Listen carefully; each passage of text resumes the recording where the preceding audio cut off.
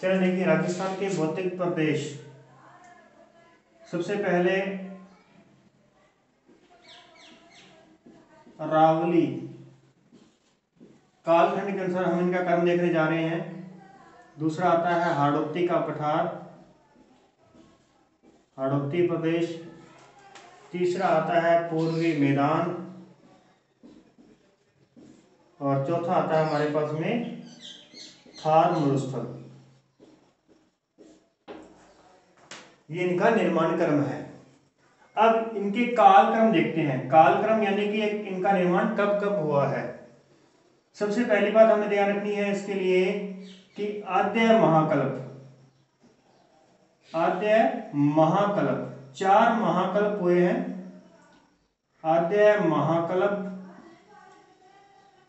हाड़ौती का निर्माण जो हुआ है वो मध्यजीवी महाकल्प में हुआ है। मध्यजीवी महाकल्प,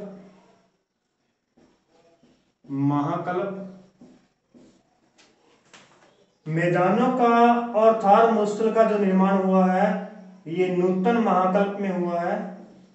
नूतन महाकल्प, जिसे चतुर्थक महाकल्प कहा जाता है। चतुर्थक, पहला महाकल्प आद्य महाकल्प होता है, दूसरा पुराजीवी, तीसरा मध्यजीवी और चौथा महाकल्प है नूतन महाकल्प। इनके देखिए, ये तो हिंदी के अंदर नाम है। हमसे पूछा जाएगा कि किसका संबंध राजस्थान के भौतिक प्रदेशों से नहीं है। ऑप्शन दे दिया गया है आद्य महाकल्प, पुराजीवी महाकल्प, मध्यजीवी महाकल्प और नूतन महाकल्प। तो किसका संबंध नहीं होगा? पुराजीवी महाकल्प का राजस्थान से संबंध नहीं होगा। अब ऑप्शन में हो सकता है ये हिंदी में ना दे करके इंग्लिश के अंदर नाम दे दिया जाए। तो देखिए जरा, इसे कहते हैं एजोइक एरा। एजोइक एरा, इसे कहते हैं मीसोजोइक एरा। मीसोजोइक एरा, इसे कहते हैं Neozoic era. Neozoic, Neozoic era. अगर आपको ये 3 याद हैं तो चौथा याद करने की जरूरत नहीं है आपको। तो ये 3 ऑप्शन में, 4 ऑप्शन दिए गए हैं, तो इनमें से कौन सा राजस्थान से संबंधित नहीं है? तो ये तीनों राजस्थान से संबंधित है। ठीक है, यहां तक भी ठीक है कि हम इसका काम बता सकते हैं, लेकिन इसके अंदर भी अलग अलग काल हुए हैं। तो काल कौन कौन सा, यानी अरावली की अगर हम बात करें तो वो किस काल के अंदर हुई थी, निर्माण हुआ है उसका? तो आद्य महाकल्प में 2 काल आते हैं। एक आता है आर्कियन काल और एक आता है प्री कैम्ब्रियन काल। प्री कैम्ब्रियन युग, प्री कैम्ब्रियन काल। मध्यजीवी महाकल्प में 3 काल आते हैं। एक टर्शियरी काल आता है, एक जुरासिक काल आता है और एक आता है क्रीटेशियस युग, क्रीटेशियस काल। तो क्रीटेशियस काल के अंदर किसका निर्माण हुआ है? हाड़ौती का निर्माण हुआ है। उसके बाद हम देखते हैं नूतन महाकल्प में, इसको 2 हिस्सों में बांटा गया है नूतन महाकल्प को। एक आता है पूर्व प्लीस्टोसीन काल और एक का नाम है उत्तर प्लीस्टोसीन काल।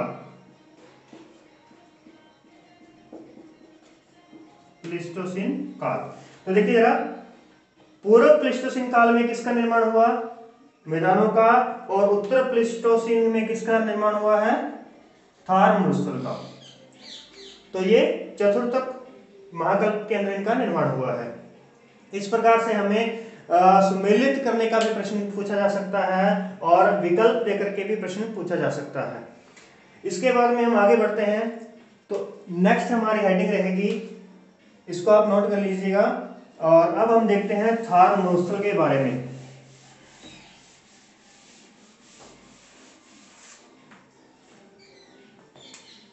थार मरुस्थल, थार का मरुस्थल। थार मरुस्थल की हम बात करते हैं तो सबसे पहले हम देखते हैं इसकी उत्पत्ति। तो उत्पत्ति हमने अभी देखा है उत्पत्ति के बारे में कि इसकी उत्पत्ति नियोजोइक एरा में हुई है। नियोजोइक एरा के कौन से काल में हुई है? उत्तर प्लीस्टोसीन काल में हुई है, उत्तर प्लीस्टोसीन काल में हुई है।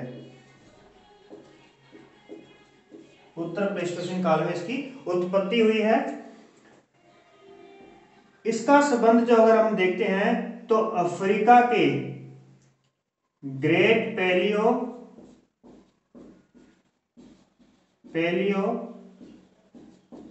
आर्कटिक अफ्रीका मरुस्थल से है। इसका संबंध ग्रेट पैलियो आर्कटिक अफ्रीका मरुस्थल से है। ये जो ग्रेट पैलियो आर्कटिक अफ्रीका मरुस्थल है, इसका विस्तार अगर हम बात करें इसके विस्तार की, तो इसका विस्तार जो रहा है वो अफ्रीका, अरब, ईरान, फिलिस्तीन और भारतीय उपमहाद्वीप जिसमें पाकिस्तान और भारत को हम कवर करते हैं, तो उत्तरी पश्चिमी भारत, इसमें इसका विस्तार था। तो ये थार मरुस्थल का इससे संबंध है। अब हम बात करते हैं विस्तार की। विस्तार तो देखिए जरा, थार मरुस्थल जो है इसका 62% भाग भारत में है और 38% भाग जो है वो पाकिस्तान के अंदर है। 62% जो ये हिस्सा भारत में है, इस 62 में से ही 58.87% भाग किसमें है? केवल राजस्थान के अंदर है। और बाकी बचा हुआ 3.13% जो है ये पंजाब, गुजरात और हरियाणा में है। पंजाब, गुजरात और हरियाणा में है। यानी कि थार मरुस्थल का विस्तार भारत में 62% है और भारत के 4 राज्यों के अंदर है, राजस्थान, पंजाब, गुजरात और हरियाणा में है, जिसमें से सबसे ज्यादा हिस्सा राजस्थान के अंदर है। राजस्थान में अगर हम बात करें तो राजस्थान के कुल भौगोलिक क्षेत्रफल के 61.11% भाग पर थार मरुस्थल का विस्तार है। लेकिन इसरो रिपोर्ट 2007-8 के अकॉर्डिंग ये हिस्सा कितना है? 67% है। यानी जो ये विस्तार है ये कितना है? 61% ना होकर के कितना है? 67% है, इसरो रिपोर्ट 2007-8 के अनुसार। सामान्यतः थार मरुस्थल का विस्तार राजस्थान के अंदर जो हुआ है वो पूर्व से पश्चिम है, जबकि नागौर, अजमेर और जयपुर में ये पश्चिम से पूर्व की ओर हो रहा है। जो ये विस्तार है ये नागौर, अजमेर और जयपुर में एक किस तरफ हो रहा है? पश्चिम से पूर्व की ओर हो रहा है। चलिए इसके बाद हम देखते हैं आगे। अब हम बात करते हैं इसकी कुछ शब्दावलियां हैं, मरुस्थल की, थार मरुस्थल की कुछ शब्दावलियां हैं, पहले उनको देख लेते हैं। सॉरी, उससे पहले विशेषताएं हैं जो सबसे इंपॉर्टेंट है, क्योंकि विशेषताओं से प्रश्न बहुत अधिक बनते हैं। इनको अच्छी तरीके से रीड कीजिएगा।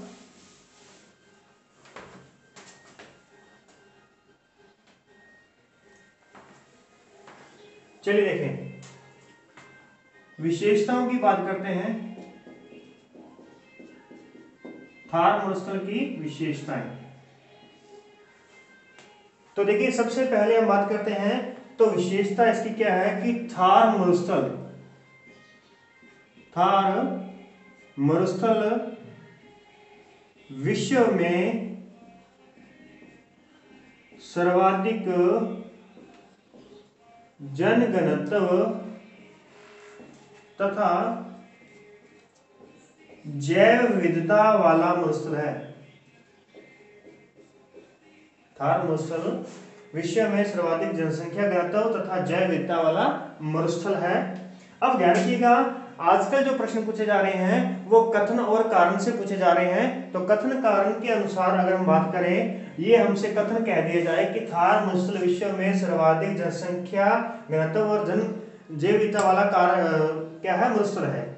अब इसका कारण हमसे पूछा जाए कि कारण क्या है इसका, या हमें कारण दे दिया जाए और पूछा जाए कि क्या कारण इसकी सही व्याख्या करता है। तो देखिए इसका कारण क्या है, कारण है कि महासागरीय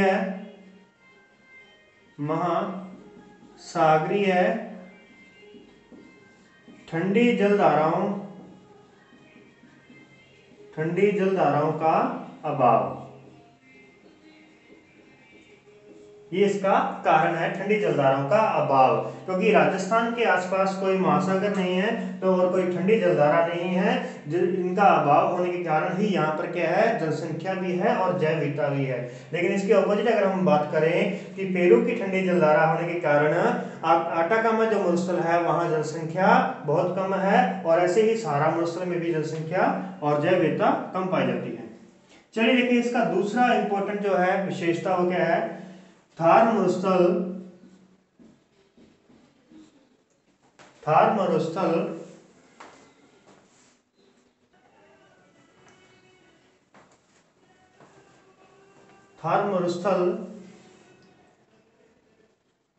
भारत में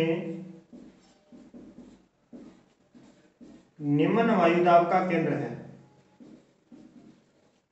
वायुदाब का केंद्र है। तीसरी विशेषता है इसकी, थार मरुस्थल भारतीय उपमहाद्वीप में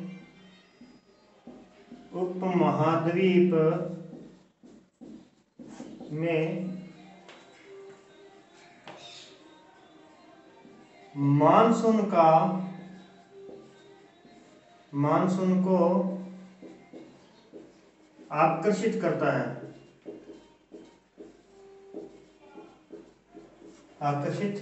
है, ये इसकी विशेषता है। चौथी इसकी विशेषता देखिए जरा, मानसून को आकर्षित करता है क्योंकि निम्न वायुदाब का केंद्र है तो मानसून को अपनी ओर आकर्षित करता है।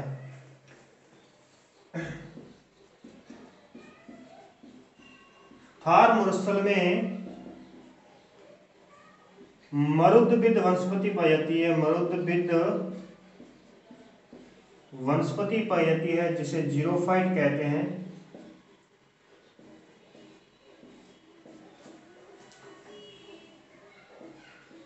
वनस्पति पाई जाती है।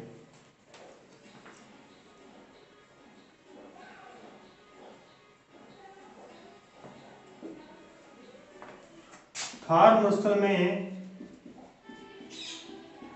मरुस्थल में अवसादी चट्टानों की प्रधानता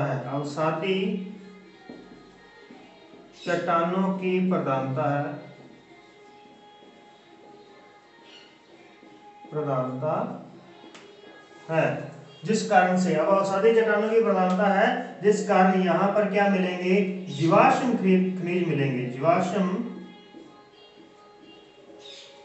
खनिज प्राप्त होते हैं।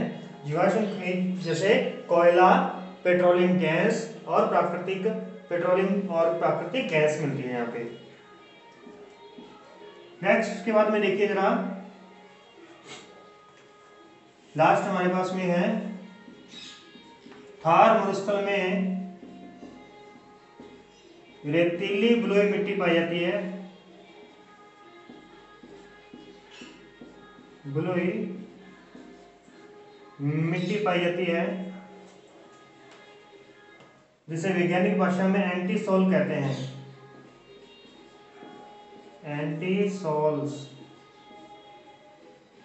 ठीक है। रेतीली बलुई मिट्टी पाई जाती है।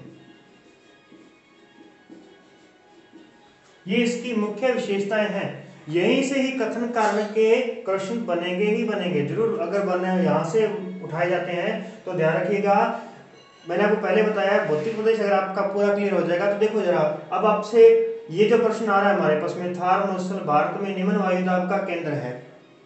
अब यही पर हमसे पूछा जा सकता है एक कथन के रूप में कि भारत में दक्षिण पश्चिम मानसून आने का कारण क्या है। ठीक है, या ऐसे कह सकता है कि भारत में दक्षिण पश्चिम मानसून का भारत की ओर आने का कारण निम्न वायुदाब का केंद्र, निम्न वायुदाब होना है, और कारण इसका दे दिया जाए कि थार मरुस्थल में निम्न वायुदाब उत्पन्न होता है। तो ये कारण है, तो क्या ये कारण इसकी सही व्याख्या करता है? तो बिल्कुल सही व्याख्या करता है, इसलिए इसको ध्यान रखना है इन बातों को। आगे बढ़ते हैं, अब आती है थोड़ी सी शब्दावली देख लेते हैं।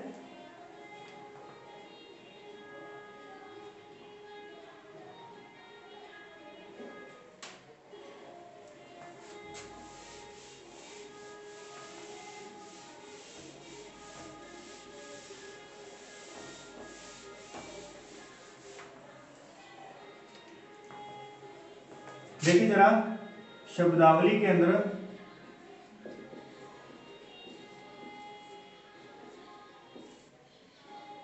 सबसे पहले हम देख लेते हैं लू को। तो लू किसे कहते हैं? तो ये मरुस्थल के अंदर चलने वाली गर्म व शुष्क पवने, स्थानीय पवने। ठीक है, गर्म व शुष्क स्थानीय पवन है लू। इसके बाद देखिए जरा मावठ। मावठ को आप सब जानते हैं। मावठ जो है भूमध्य सागरीय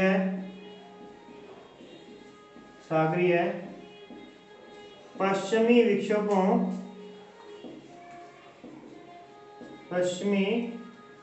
विक्षोभों द्वारा होने वाली शीतकालीन वर्षा। शीतकालीन वर्षा। तो ध्यान रखिएगा, यहां से भी हमसे बन सकता है क्वेश्चन कि भूमध्य सागरीय पश्चिमी विक्षोभों द्वारा होने वाली वर्षा मावठ कहलाती है या शीतकाल में वर्षा होती है। भूमध्य सागरीय पश्चिमी विक्षोभों द्वारा शीतकाल में वर्षा होती है, ये हमारा कथन हो गया है। अब कारण में हमें दे सकता है कि पश्चिमी जेट स्ट्रीम जो है वो शीतकाल के अंदर भारत के हिमालय पर्वतमाला के दक्षिण में बहती हैं या उत्तर में बहती हैं। इस प्रकार हमें कारण दिया जा सकता है। तो यहाँ हमें इस बात का ध्यान रखना है कि इसको कारण को कैसे कथन के साथ में जोड़ना है। तो ये सब बातें आपको क्लास के टॉपिक वाइज आपको मिलती जाएंगी। तो देखिए ध्यान रखिएगा, आज की फिलहाल हमारी ये क्लास जो है ये डेमो क्लास है, तो आप एक बार इसको समझिएगा। आगे बढ़ते हैं, क्योंकि सब कुछ डेमो क्लास एक ही क्लास में नहीं ना हो सकता, इसीलिए। अब देखिए जरा, अब हमारे पास में बबूल्या। बबूल्या जो है ये क्या है? तो ये है संवहनीय क्रिया द्वारा उत्पन्न होने वाले रेत के आकस्मिक चक्रवात जो है इन्हें बबूल्या कहते हैं। आगे देखिए जरा, लाठी सीरीज।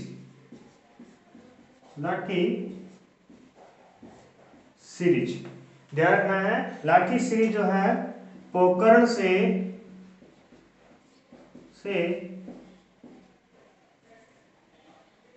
मोहनगढ़ के मध्य 60 किलोमीटर चौड़ी भूगर्भिक जल पट्टी है। भूगर्भिक जल पट्टी जो है ये क्या है? लाठी सीरीज है। और इस भूगर्भ जल पट्टी के ऊपर क्या है? सेवण घास पनपती है। और सेवन घास जो है, ध्यान रखिएगा, यहाँ आपके लिए फिर एक क्वेश्चन आ रहा है अच्छा सा। सेवन घास आपके लिए क्वेश्चन में छोड़ करके जा रहा हूं, बताइए सेवन घास उष्ण कटिबंधीय घास है या शीतोष्ण कटिबंधीय घास है? ये आपके लिए क्वेश्चन है, यहां मैं छोड़ रहा हूं। नेक्स्ट देखिए, सेवन घास जो है इसका स्थानीय वैज्ञानिक नाम जो है वो लस्यूरुस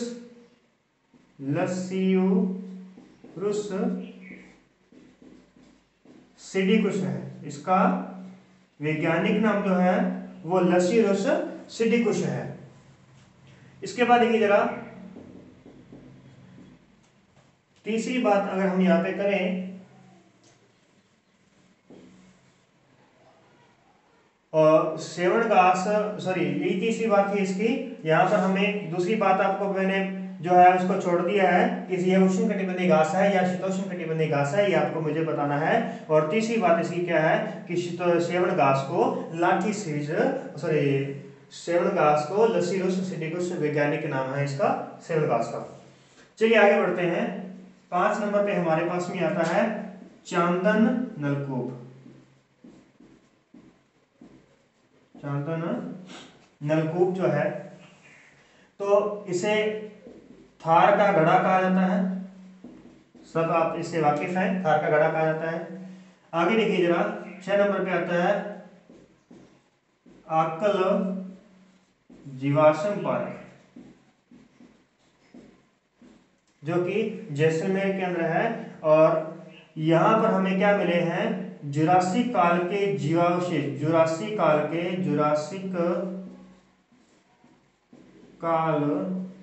के वनस्पतिक अवशेष मिले हैं। अब ध्यान रखिएगा, यहाँ आकर गांव जो है जैसलमेर के अंदर, वहां जुरासिक काल के वनस्पति अवशेष मिले हैं। और दूसरी बात आपने ध्यान रखनी है क्या, कि जो कुलधरा गांव है, कुलधरा गांव जो है जैसलमेर के अंदर, वहां जुरासिक काल के उसी समय के डायनासोर व व्हेल मछली के कंकाल मिले हैं। अब आपके सामने एक बात और आगे सामने ध्यान रखिएगा, आकल गांव में जीवावशेष, मतलब आपने क्या बताना है, वनस्पति अवशेष बताने हैं, जीवों के अवशेष नहीं बताने हैं, वनस्पति अवशेष बताने हैं। जबकि जीवों के अवशेष कहाँ मिल रहे हैं, कुलधरा गांव में मिल रहे हैं, डायनासोर जो है व्हेल मछली के मिल रहे हैं। फिर एक बात और ध्यान रखिएगा, आप कहीं थार मरुस्थल जो है इसे सहारा से नहीं जोड़ना है, थार मरुस्थल को सहारा मरुस्थल से नहीं जोड़ना है, ये उसका भाग नहीं है। थार मरुस्थल में किसके अवशेष मिल रहे हैं, डायनासोर्स व व्हेल मछली के अवशेष मिल रहे हैं। जबकि सहारा के अंदर किसके, मानव के अवशेष मिले हैं। ठीक है, जो पुराजीवी मानव जो है अपना, सबसे पहले मानव की उत्पत्ति जो है, तो वो अवशेष यहाँ से मिले हैं। आगे बढ़ते हैं, आकल गांव और कुलधरा गांव हो गया। और अब देखिए जरा, 8 नंबर पे आता है समगांव। तो समगांव पूर्णतया वनस्पति रहित गांव है। और अब मैं आपको छोटी छोटी हेडिंग में बता देता हूं कि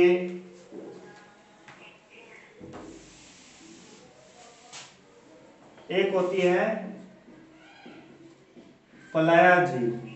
पलाया झील जो होती है, 2 बालुका स्तूपों के मध्य निम्न भूमि होती है, जहां वर्षा जल आकर के रुकता है। अस्थायी झीलें पलाया झीलें कहलाती हैं। जबकि ध्यान रखिएगा, टोड झील जो है, टोड झील, अगर वही पलाया झील जैसे जैसे उसमें पानी की कमी होती है तो उसमें लवणता की मात्रा बढ़ती है, क्योंकि रेगिस्तान है, रेतीली मिट्टी है, पहले से ही लवण है, लेकिन पानी अधिक होने के कारण उसकी लवणता कम रहती है। जैसे जैसे पानी कम होगा लवणता थोड़ी बढ़ेगी। तब जब लवणता युक्त पलाया झीलों क्या कहते हैं, टोड कहते हैं, लवणता युक्त। क्लियर यहाँ पे बात। उसके बाद देखिए जरा, रन टाट। ठीक है, अब इसे रन कब कहेंगे, जब पानी और सूख जाएगा, पानी और कम हो जाएगा, तब केवल उसमें नमी रहेगी, दलदली भूमि रहेगी, तब हम उसे रन कहेंगे। और जब दलदली भूमि भी नहीं रहेगी, केवल नमी रह जाएगी थोड़ी सी, जिसमें हम कृषि कर सकेंगे, कृषि योग्य है, जब हम उसे कहेंगे योग्य है तो कृषि योग्य है, तो ध्यान रखिए तब उसे कहा जाएगा खड़िन, तब उसे खड़िन कहा जाएगा। ये एक ही प्रकार है, आपस में मिले हुए हैं। प्लाया जिले बालू का स्तूपों के मध्य की निम्न भूमि जिसमें वर्षा जल रुकेगा, और जैसे ही वर्षा जल कम होगा लवणता की मात्रा बढ़ेगी, तो लवणता की मात्रा बढ़ने के साथ साथ उसे क्या कहेंगे, टॉड झील कहेंगे। और लवणता जैसे पानी और कम हो जाएगा, पानी कम होने के बाद में वो भूमि कैसे हो जाएगी, दलदली हो जाएगी, दलदली होने पर उसे रन टाट कहेंगे। और जैसे ही वो केवल नमी युक्त रह जाएगी, कृषि योग्य रह जाएगी, तब उसे खड़िन कहा जाएगा। क्लियर है? तो आज के लिए इतना ही। तो इसी प्रकार से ध्यान रखिएगा आप, ये आपके लिए डेमो क्लास है, और आपको ऐसा नहीं है कि डेमो में ही अच्छी बातें मिलेगी बाकी नहीं मिलेगी, क्लियर कट सारी बातें मिलेंगी आपको। तो अच्छी तरीके से ज़्यादा इसको आप लोग शेयर कर दीजिए जल्दी से जल्दी, क्योंकि 7 तारीख तक की आपके पास में ऑफर है कि 7 दिसंबर तक आपको पर सब्जेक्ट पर मंथ 200 रुपये फीस है, और उसके बाद में ये फीस 500 रुपये हो जाएगी। इसीलिए ऑफर को जल्दी से जल्दी आप कलेक्ट कर लें, और 7 दिसंबर के बाद में हमारी रेगुलर क्लासें जो है वो शुरू हो जाएंगी। तो ठीक है, इसके साथ में नेक्स्ट क्लास में मिलेंगे। धन्यवाद।